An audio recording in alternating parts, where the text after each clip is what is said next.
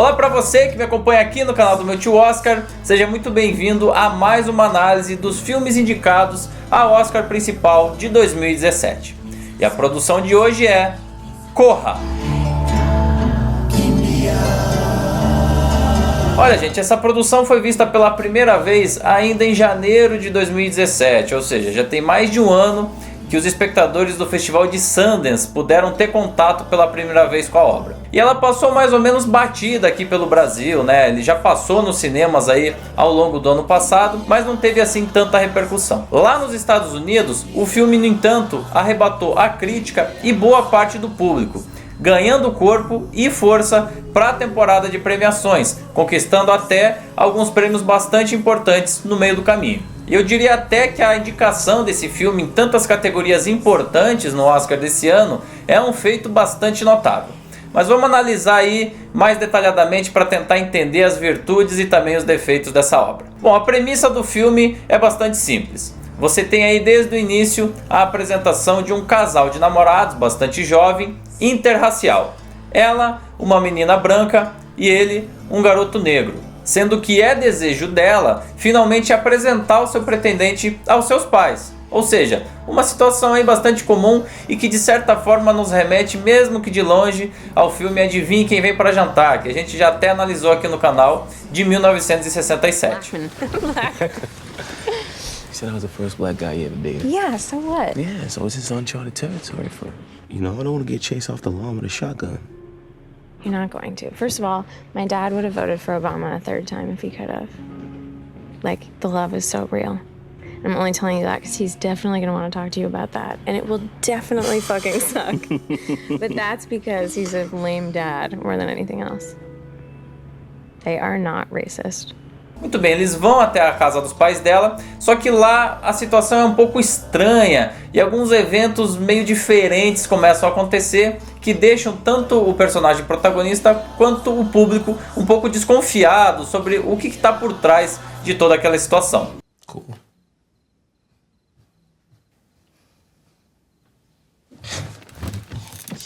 Stand up. Jeremy, no karate at the dinner table. It's not karate, Mom.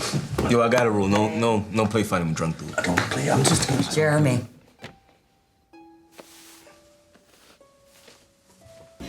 O filme foi escrito e dirigido pelo cineasta Jordan Peele, que com esse trabalho acabou estreando na cadeira de diretor para longas-metragens. E a gente consegue ver vários aspectos aí que acabam denunciando essa característica e a gente vai começar a analisar a partir de agora. Em primeiro lugar, eu gostaria de destacar aqui uma grande virtude dessa produção, que é a forma inteligente e muito eficiente de criticar o racismo através de uma alegoria. Ou seja, a verdadeira intenção desse roteiro não é contar uma história de um relacionamento ou do aval que os pais poderiam dar àquele relacionamento interracial. Nada disso. Na verdade, existe uma crítica muito forte ao preconceito racial e ao racismo em si, principalmente do ponto de vista velado, é aquele racismo do dia a dia que a gente não percebe talvez em muitas situações, mas está sempre presente. Black is in fashion. Pardon me, I'm gonna take some pictures.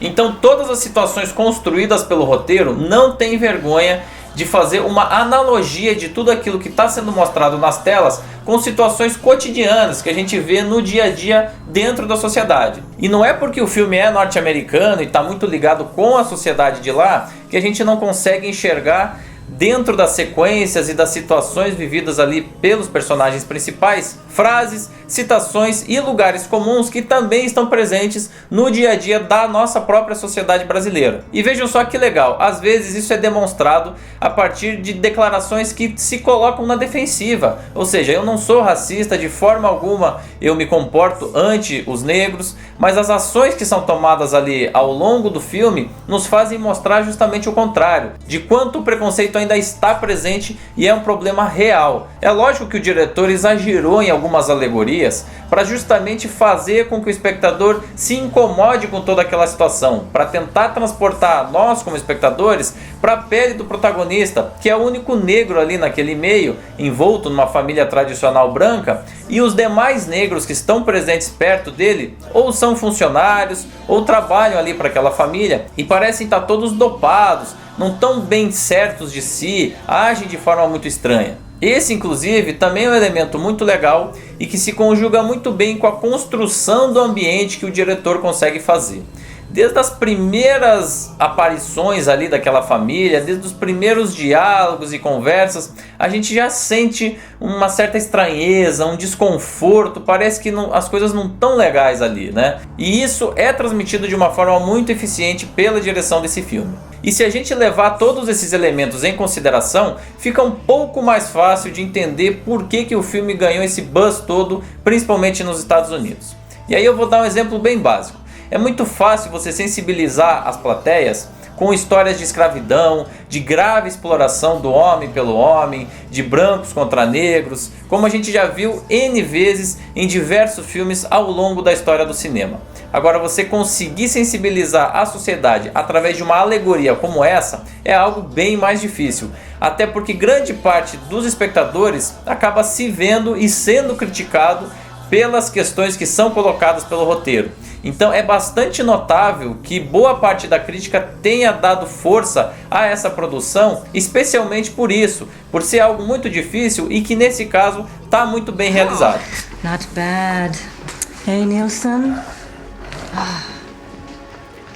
So, is it true? Is it better?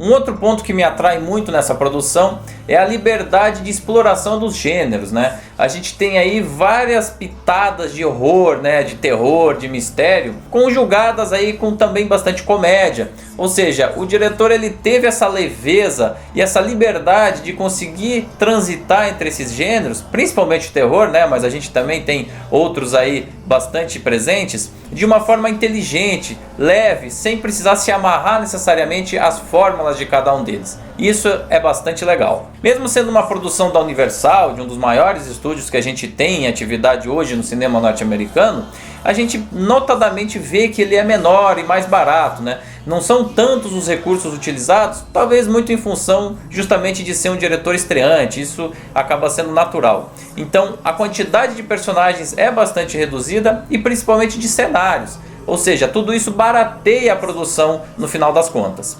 O casal protagonista e com quem a gente tem mais contato ao longo da história é composto pelo namorado Chris, interpretado muito bem pelo ator Daniel Kaluuya, e Rose, que ganhou vida através do trabalho da atriz Allison Williams. E a partir desse ponto eu começo a notar as deficiências desse trabalho.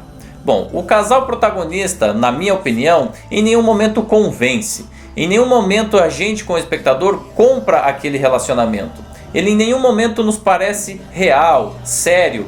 A ligação emocional entre os dois não é crível o suficiente desde o início da projeção. E mesmo que lá na frente isso se explique de certa forma, quando a gente descobre o envolvimento da jovem com toda aquela situação que vai nos ser apresentada, ainda assim me parece muito frágil e insustentável a maneira como os dois se relacionam desde o início da projeção. You're all I've got. I'm not gonna leave here without you. I'm not gonna abandon you, okay? You're not. No, I'm not. No.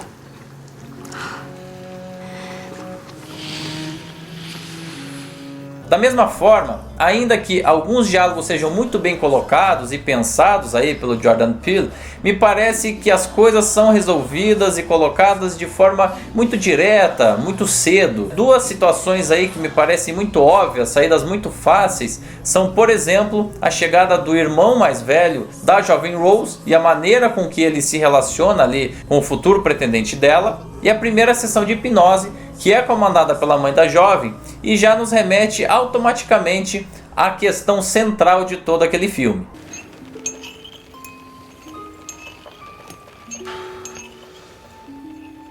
Quer dizer, o espectador fica sabendo desde muito cedo que a questão da hipnose é fundamental para a gente entender o ponto de virada dessa história e a problemática final de todo o filme. Me parece que isso poderia ter sido mais bem trabalhado, de uma forma mais indireta a fim de suscitar um pouco mais a curiosidade do público. As incontáveis referências ao horror, e aí a gente poderia citar diversos títulos antigos que poderiam ter servido de referência ao diretor na construção das sequências finais, é bastante legal. No entanto, me parece que o desfecho desse roteiro é muito pobre, por resolver várias situações ali de forma muito imediata, muito fácil. São saídas muito óbvias para uma situação que se desenhava de uma maneira muito interessante. Então você tem aí nas sequências finais, nos momentos finais, o nosso personagem protagonista se tornando quase um Rambo, um Highlander, um MacGyver, entrando em luta corporal com todos aqueles personagens, aprendendo a manejar armas de forma muito eficiente e resolvendo, vamos dizer assim, os seus obstáculos de uma forma muito fácil, muito óbvia. Se até aquele momento a construção daquele universo foi muito bem feita, a ponto da gente ver a angústia nos olhos do nosso protagonista e a maneira de como ele estava preso ali sem poder sair, me parece pouco sustentável que no final da história, ao longo de 10 ou 15 minutos, tudo isso seja resolvido de forma tão fácil. Então esse é um ponto que me desagradou bastante. Eu acho que o filme ele não termina bem. Ele vem numa crescente muito boa, ele tem uma premissa sensacional, a construção ali de todas as situações é muito bem feita, a crítica social é espetacular, mas em termos cinematográficos de desfecho da história e daquele roteiro, é muito frágil.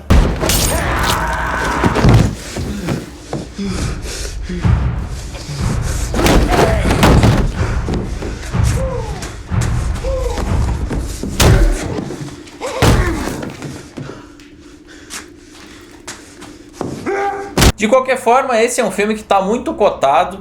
As bolsas de apostas aí falam que ele pode ganhar um dos principais prêmios da noite. Eu não acredito que ele vá vencer na categoria de melhor filme, não vejo essa possibilidade se concretizando, mas de repente aí numa categoria de melhor roteiro ou até melhor diretor, se a academia quiser fazer história, já que seria o primeiro diretor negro a vencer nessa categoria em 90 anos, pode ser que a gente chegue nessa resolução. A notícia boa é que essa produção é muito fácil de ser encontrada, ela já está disponível aqui no Brasil em plataformas de vídeo on demand, ou se você fizer questão, o filme voltou ao cartaz nos cinemas em algumas salas espalhadas pelo Brasil, muito em conta das indicações que ele obteve no Oscar. Confira e volte aqui para deixar sua opinião.